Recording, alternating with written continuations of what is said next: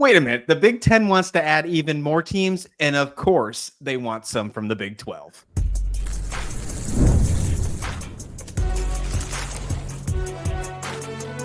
You are Locked On College Crossover, part of the Locked On Podcast Network. Your team every day. Yes, welcome on into this Locked On College Crossover, Locked On Coogs, Locked On Kansas State. Christian Rauh, Parker Ainsworth here, breaking down some Big 12 coverage, breaking down Kansas State, and of course, Houston Cougars. Week 1 is here, and now Houston gets to be in action this week, so we're going to discuss that on this show. We finally get to join the party. Hopefully you don't go 0-1 like we did in week 0 against Dublin. We've got a lot to talk about in this episode because, hey, we're going to start off with this just being a small segment and just kind of talking about Houston and the games on Thursday. We're going to get to that, but some fun news, dare I say fun news, popped out on Wednesday afternoon, and this was about the Big Ten, shocker, wants to add more teams by 2030, and it sounds like they want to get some from the Big 12, and we want to discuss how that makes a direct impact to both Houston, Kansas State, and the rest of the Big 12 conference. Parker, let's dive right into it, shall we? Brent McMurphy from On3 discusses that a 20-team Big 10 by 2030 from the Maryland Athletic Director says that there will be certain teams that are added. 20 teams will be the number by 2030 is the Maryland Athletic Director's guess. Now, for you sitting at home counting, the Big Ten has 18 teams as of right now, so 2 will have to go into play. The thing that we are having this discussion on and why we are talking about it is the Big 12 will most definitely be a part of this conversation, and it might not be Kansas State, it might not be Houston, but there's a direct impact, and it looks like Utah will be in front and center. How crazy does that sound to you? It's certainly interesting because I think it's secretly what Salt Lake City's always wanted the whole time. And I say secretly, they haven't been so secretive about it. It is funny to me, though, Christian, this whole thing stems from James Smith, the AD at Maryland, who I was not super acquainted with beforehand. It was almost like an off-the-cuff comment, like, oh, yeah, we'll be at like 20 teams. And like, it felt like some insight that feel like, wait a second, that's more than they've got right now. Wait, he knows something, right? The initial report had a lot of stuff about why it wasn't going to include Notre Dame. Felt like Notre Dame was quick to put that out. Somebody always is behind these things, right? And then you get to Utah as one of the Big 12 options, and that directly impacts us, as you mentioned, as Big 12 schools. Look, it should be stressed here. There's an AAU element to all of this, which is an academic rating that only 5 Big 12 schools qualify for, that every Big 10 institution, with the exception of Nebraska, presently has. And Nebraska had it when they switched from the Big 12 to the Big 10 years ago, right? So this is kind of a de facto requirement to be in the conference, and Utah has it. Utah's in a new state for the Big 10. It's in the state of Utah, obviously. Salt Lake City's a growing market. They've built a good football program over the last 25 years. Down year last year, so we'll see what direction things trend. I have questions about how you can hang your hat on a program with the coaching situation in flux and stuff like that, Christian. But Houston just got here. And it's like, wait a second, we just got to the party. Why are you guys leaving? I think that's where I sit on this. As a more long-term Big 12 person, you just invited Utah to your party, and now they're leaving. That's got to rub you a little bit wrong, right? Yeah, I definitely, I think so. But let's keep it real. If somebody's going to offer you from the Big Ten or from the SEC, you're probably going to pay attention to it because more money is most likely involved, at least right now. I think the Big 12 honestly sits as that third conference. I think if one is going to crumble, it'll be the ACC. It won't be the Big 12, but it's still sitting behind in the eyes of money when you're talking billions compared to millions in media value between the Big 10, SEC, and of course the Big 12. Speaking of those AAU schools, you know, when you think AAU, I immediately think of basketball. This is not the case. You mentioned what AAU actually means for the academic side. The 5 teams are Arizona, Arizona State, Colorado, Utah, and Kansas. That's where I think we come in Kansas State. If there are 2 teams from the Big 12, now this, you know, they're at 18 now. It goes to 20 teams. Who knows if they decide to take 2 from the Big 12 or wait till the ACC crumbles and they take some of the other AAU programs from the ACC. There are 8 of them in the AAC, 13 between the 2 conferences. And there are some talks that they want to look towards Virginia and North Carolina as some of those potential suitors. But KU is on that list. And with them just getting a brand new stadium, with their basketball program obviously being considered a blue blood, with their football stadium getting that huge stadium, as I just mentioned, and that program is going on the up and up. That's an interesting candidate for the Big Ten to maybe consider. They don't have too much presence in the Midwest. That's why they're probably looking at Utah as well. And I think that would be a huge impact, and that would hurt massively to the Kansas State program when it comes to recruiting and everything else, because then you'd be recruiting against your in-state rival that is in the Big Ten. It would feel like the Iowa State-Iowa thing, frankly, and not to like bring up the Farmageddon that we no longer call Farmageddon connection, but I do think though that it's an interesting comparison because it'd be recruiting against your in-state competitor in terms of football. Honestly, Houston's a very strong basketball school and program basketball history. Coming into the Big 12, Kansas was kind of a thing you were looking forward to as a Houston basketball fan. I don't want to write that off. The SEC has found luck in basketball. Brett Yormark has talked about how you could separate TV contracts, and basketball is a big deal of the future. The other part about Kansas, though, that I think is a big piece of this is, look, it might have just been a one-time deal, might be a one-off. They just got a $300 million gift from a single person, and that feels very SEC Big Ten like. And you almost wonder if it was like, hey, I think it was David Booth. Hey, Booth, if you send this money, we look like we're in the game. That takes care of more or less like almost directly their revenue share for the next 10 years as far as paying players with it. Like that really changes the dynamics of how they look at money at that school. And that stands alone from the facilities upgrade you mentioned. It certainly paints that in a new light, and like Utah, it would add a new state to the footprint of the Big Ten. I think that Kansas is appealing, and frankly, one that it's not the rivalry that you have with them, but it certainly strikes at my heartstrings or chords a lot more than Utah would. No love lost if Utah left. It's just awkward that they just got here. I agree. I completely agree. It'd be weird to have Utah and BYU split up after joining again in the Big 12. I know they were split up for quite some time elsewhere, especially when BYU was an independent, but it'd be weird after kind of getting used to it if that was the case. To me, it always seems weird when you think of Utah. You don't think of them being a top program in the Big 12. It's just because they're so new to it, but because they have that AAU feel, because they do have the location of Salt Lake City, it's an enticing spot for the Big Ten. I think you're absolutely right, though. And you said this earlier on the episode. You said that they have to turn it around this year. They have to see, they had a bad year last year. I think they really have to show out. Kyle Whittingham could be his last season. When 2030 happens, there will be a new head coach in Utah by that time. It will not be Kyle Whittingham.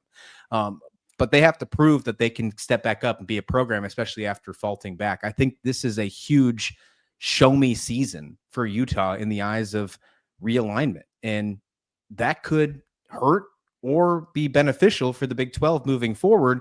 When you look at schools like that, if they do succeed, then maybe they're off to a different conference in years to come.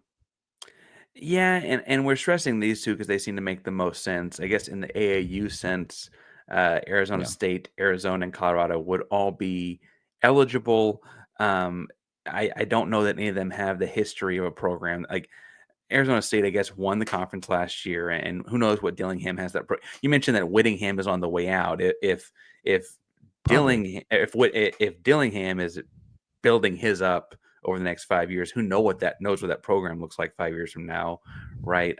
He is a great coach, and as much as I poo-poo on them for winning a bunch of close games last year in Locked On Cougs, they did win those close games, right?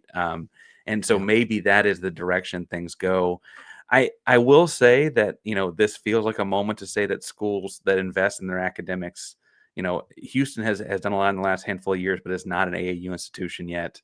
That this is where that pays off because it gets you in this club that, you're just not quite in right now. And for better or worse, that is still a part of one of these two gigantic mega dollar conferences.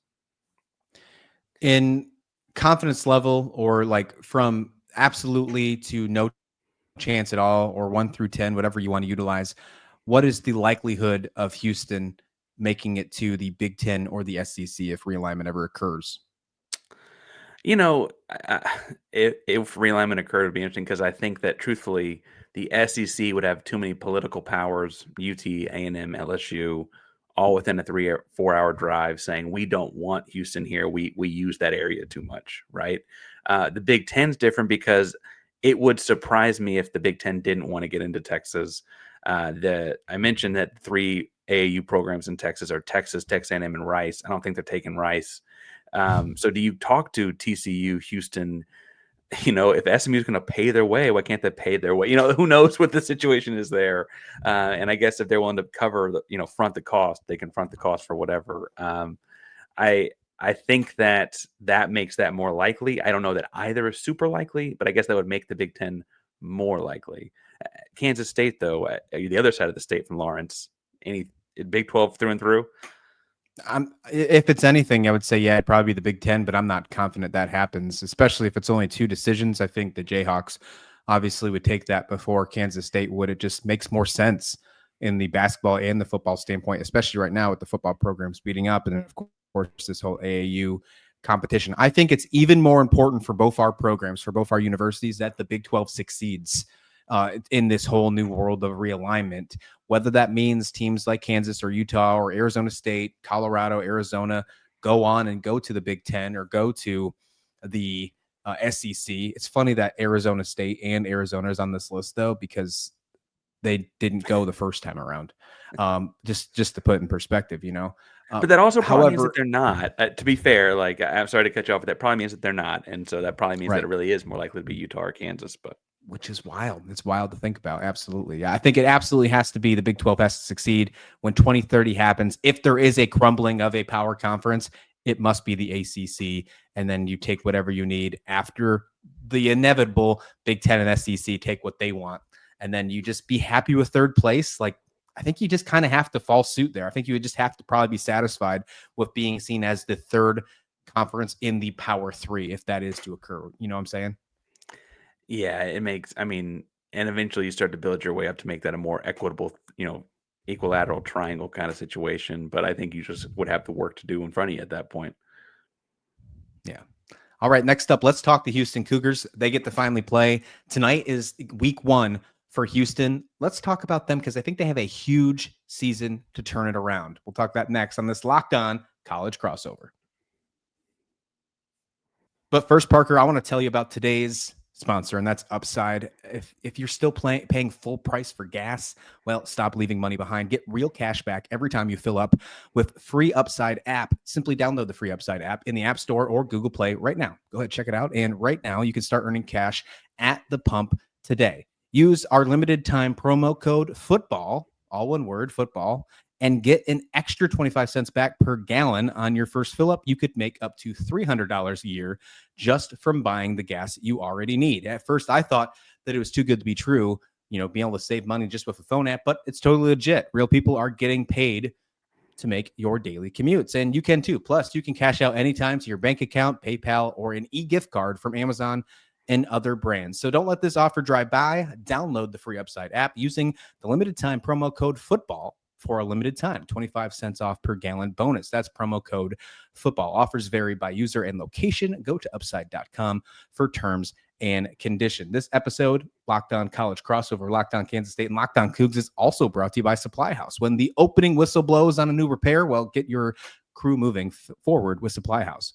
Order today and see parts on your doorstep tomorrow. 280,000 plus plumbing, HVAC, and electrical items from your most trusted brands in business.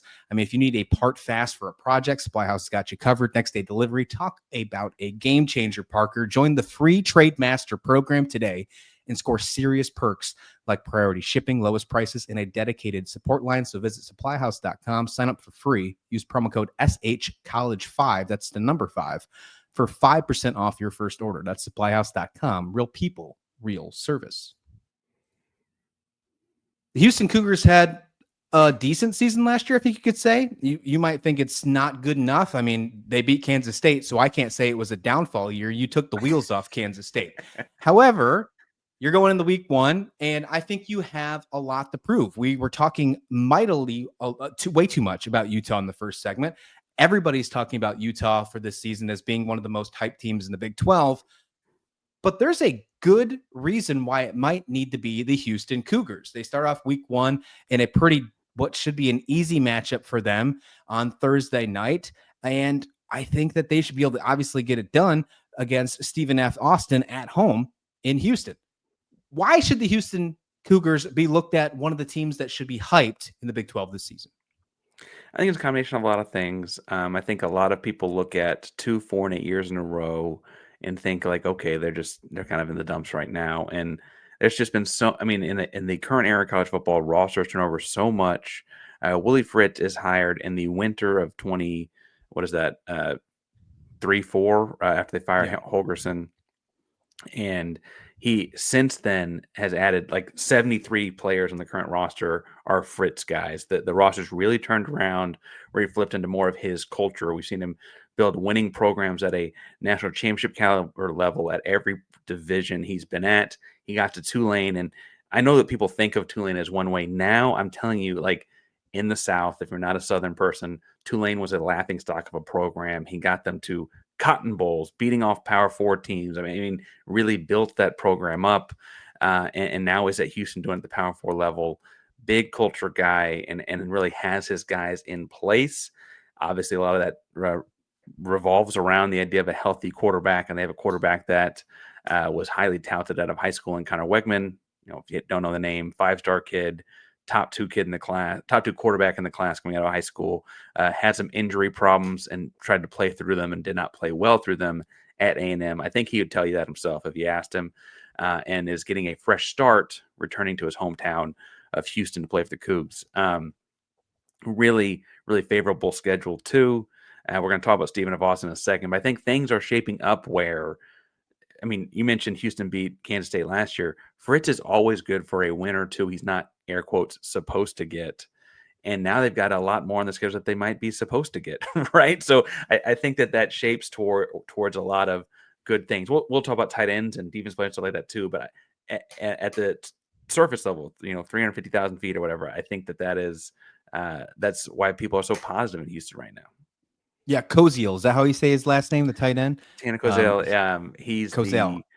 He's listed everywhere between 6'6" and 6'7", 250 pounds. Highly coveted tight ends. Initially went from Ball State to Wisconsin, and the offense wasn't quite his jam when he got there, and ended coming to Houston after a short stint, like a couple months of stint there. Caught 94 balls as a tight end last year, and would probably be a pro if he'd played at a bigger program. And is looking to be that safety blanket, the gigantic 6'7", 250-pound safety blanket for Connor Wegman this year. It's going to be a different looking tight end room for sure. Yeah, everywhere I look, where it's PFF or ESPN mock draft, something like that, they either have him as the second or third tight end in those mock drafts going into the draft next season. Tell me about Stephen F. Austin. What is something that might make you nervous this game? Is there a way that a shock factor could happen at the TDECU's stadium in Houston on Thursday night? I want to get your thoughts on that before I get your questions on the schedule, because I got a lot of thoughts on your schedule. Well, I think that Stephen F. Austin is a team that, so I should mention they had the number 1 offense in FCS last year before their quarterback hurt their own quarterback injury problems, right? The kid started off at Oregon State, ended up at Boise, and then Montana, has kind of worked his way down to the FCS level in Vidlac. Their receiver, they have an All-American receiver that is going to try, get a shot at the pros. It looks like he might not be a drafted guy, but a guy that will get a shot after a senior season this year. So they got good offense. They have good offense, and that'll be challenging, obviously. But you look at last year, their down game in every category is when they played North Texas, which was their highest touted opponent a season ago in terms of FBS schools and things like that. And so I do think that Houston should have a good showing. I will say, and I say this on my own show, so I echo it here. A lot of people look at these FCS games as games that just have no win. You either show up and show out, and I'm like, of course you did, or you don't, and people question you. I kind of feel like Houston's not in that situation because of how bad the offense has been the last couple of years. Like, putting some points on the board is going to feel good. Like, even if it's against Stephen F. Austin or against an FCS school, putting some points on the board is something Houston just needs to see happen. They haven't done it in the last couple of years, and you kind of like reaffirm that, they are the same program that had Case Keenum 15 years ago, that had Greg Ward 10 years ago, that had Andre Ware 25, 35 years ago, 35, God, that's a long time ago. Like they are this program that's had offensive football come through. They just haven't been the last 2 years, and they're turning things around. Thanks for reminding me how old I am. Hey, look, there's always an FCS school that upsets an FBS school week 0 or week 1. We almost had it with Idaho State over UNLV. I'm not saying that Stephen F. Austin is going to be that, but you should never overlook that. Kansas State has North Dakota this week. Perfect example as well. You know, I'm glad we're talking about this game, but I want to have a future picture as well. We can look ahead. We just don't want the coaches and players to do that before the game actually happens. Houston, we talk about them possibly being a hype team in the Big 12. The schedule, I think, is very favorable. And I think you and I had a couple days ago, we were sitting there texting back and forth and we were talking about this. The schedule for Houston is very favorable in the eyes of the Big 12 and just the regular season, at least in my opinion. I'd like to take your take. But, of course, your non-conference, Stephen F. Austin, then at Rice. Then you have at Oregon State in week 4, Colorado back at home in between those. Texas Tech at home. You go to Stillwater. That's always a tough task. At home against Arizona. You're on the road against Arizona State, probably the toughest one. And then, of course, later on in the season to finish the year, you're at Waco. So you get some of the good ones at home. But overall, this schedule looks a lot better if you believe this team is a lot better than 4-8 for sure. Yeah, and I think the biggest thing when you talk about the Big 12, obviously the Big 12 was so weird that, like, who knows, maybe Central Florida is really good, right? Like it's just the Big 12. But in preseason prediction mode, they don't play Kansas State, Iowa State, BYU, Utah. Yeah. They miss out on a lot of those top teams. They get UCF, West Virginia, Arizona. And I think it's going to Stillwater is hard too. I'm glad you said that. Oklahoma State was really down last year. And by midseason, you could be talking about, is Gundy out? Right. I think it's nice that they play Texas Tech so early because Texas Tech is still trying to figure out who they are and how they gel with so many new faces. And frankly, you could argue they have a little bit of pressure themselves, right? You can't spend that kind of money and lose. They play Colorado week 3. Colorado is going to look a lot different than they'd had last 2 years. They had a Heisman Trophy winner last year they have to replace. I mean, these things break Houston's way in a weird way that ultimately part of me is like, of course, Baylor is going to be the one that breaks my heart at the end of the season because that would just be how something would happen. But it's a much more favorable schedule than a year ago. And your Power 4 non-conference opponent, in air quotes, is an Oregon State team that doesn't even really feel like a Power 4 team anymore. Wild to think about. Wild to think that way now after just being a few years removed from having a whole Pac-12 conference. Absolutely. I agree with that. Real quick, obviously looking at the schedule before we move on, look at the rest of the slate for Thursday night across the Big 12 and college football, because we got college football back tonight. Absolutely exciting stuff. What is a successful year for Houston? Let my viewers know, I'm sure you've been telling it across the Locked On Cougs for the entire offseason, but let the Locked On Kansas State folks know what is success? Is success going to a bowl game? Is it going 7-5, 8-4? What would make the fans happy for the second year in the system? Also knowing, because I know this, that you got a great recruiting class coming up on the side.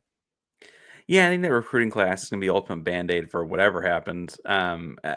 I do think people expect a bowl game, so I think that like 6-6, it will be like a sigh of relief, kind of breathe at the end of the season, as opposed to where we were optimistically hoping for that last year. Just again, because the schedule does break our way in a lot of different ways. You get through the season, everyone is relatively healthy and things like that. I think people want to see 7-5 and get above 500. I guess if you want 6-6 and won your bowl game, you technically would be, but it wouldn't feel quite the same as 7-5.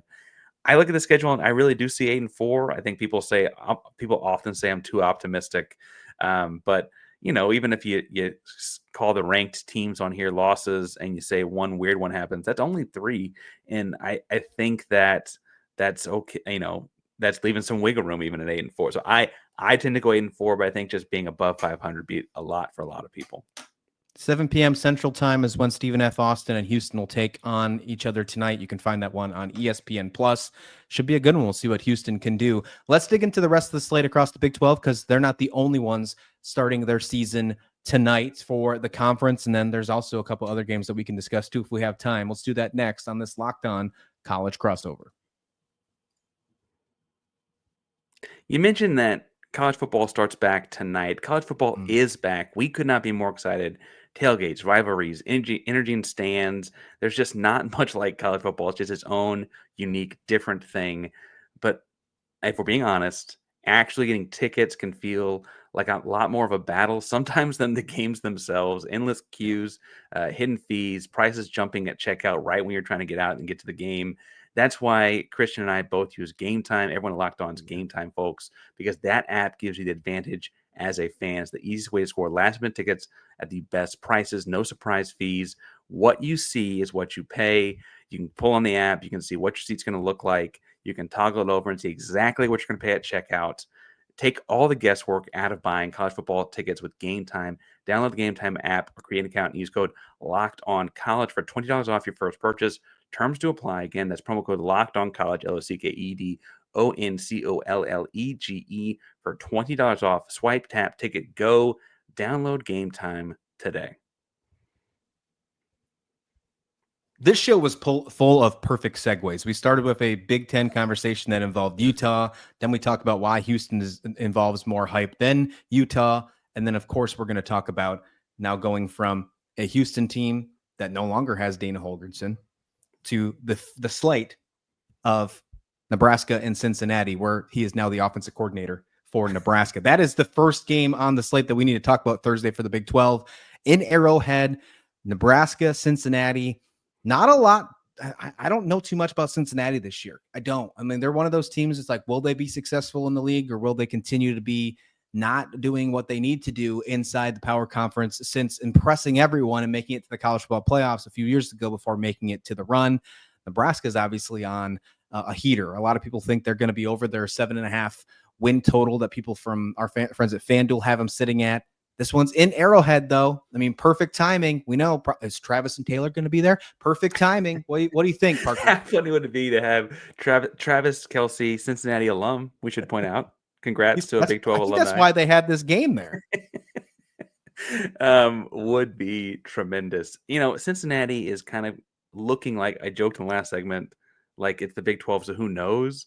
But it looks like they're going to be in the bottom part of the conference. Nebraska is not like the black shirt defense Nebraska of our childhoods. But it is probably the team that has a lot of advantages in this one, even if it is, I believe, in Cincinnati. Weirder things have happened, and Houston Cougar fans will remind you that there's a real chance that offense that Dana Holgorsen's leading just doesn't show up. But I think it would take a lot of home cooking on this one for Cincinnati to pull it off. I want it for the Big 12, Christian. Don't get me wrong. We just talked about Big 12 versus Big 10 in the first segment, but I just don't know how much I'm actually going to put down at FanDuel on this one. It doesn't feel right. Yeah, this is a tough one to pay attention to. I might not touch this one, to be completely honest, just because I want to see what Cincinnati's made of. I can't really tell you right now. And there's a lot of hype growing on Nebraska right now. Matt Rule, it's going into that third season where he's been successful at other programs with Baylor, and where was he at before that? Rutgers, I believe, right? Where he's always been successful. No, Temple, not Rutgers, Temple. And now he's at Nebraska. Can he be successful? Well, it starts at Arrowhead Stadium on Thursday night. That one's the ESPN game, 8:00. It'll be around about the same time as yours against Houston. Two other Big 12 games on the slate. They're playing FCS opponents. Well, one is actually Oklahoma State playing UT Martin. And we talked about Oklahoma State in the last segment there. Mike Gundy didn't have a great season last year, finished 3-9, but 0-9 in the conference. I don't personally think Mike Gundy's going to let that happen again. I don't think they're going to be amazing, but I don't think they're going to be a team that sits at the very bottom of the Big 12 yet again. They'll have to wait another week for a Big 12 opponent, but this is a perfect example for them to get a head start and to show that they're not the same team they were last year. Yeah, I mean, full disclosure, Mike Gundy is not my favorite guy or anything like that, but I do think he's a good enough coach to not repeat a 3-9 season. He runs a good enough program to do that, I should say, anyway. And obviously, they're having the way with UT Martin. It's a program that they should beat fairly handily. I am interested, though, to see how Hoss Haney looks with them and kind of a couple new coordinators, right? They changed coordinators as well to keep Gundy, frankly, and make sure he had a job. They changed everyone else around him. So there's a lot to watch in that one just from a newness perspective and to kind of get bluntly a scout. We play them later this year, and I don't know a lot about them yet. I actually don't even know, Christian, are they on Kansas State's schedule? I should probably know that before I came into this. Oklahoma State, yeah, we played them Yeah. in Stillwater as well. Yeah. And so I think that it'll be interesting to see from that perspective what they got going on.